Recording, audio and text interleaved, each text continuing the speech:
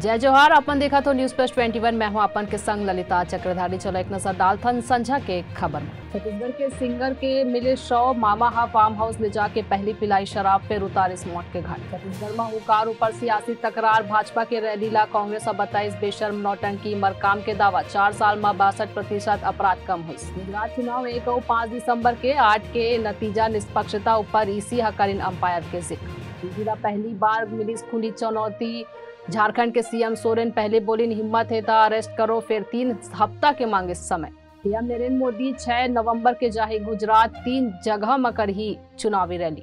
जम्मू कश्मीर के पुंछ में बड़े घुसपैठ नाकाम, सेना 3 आतंकी न मार गिराई। सत्येंद्र जैन के जमानत याचिका पर 7 नवंबर के सुनवाई होगी, 11 नवंबर तक बहस होना है बाकी।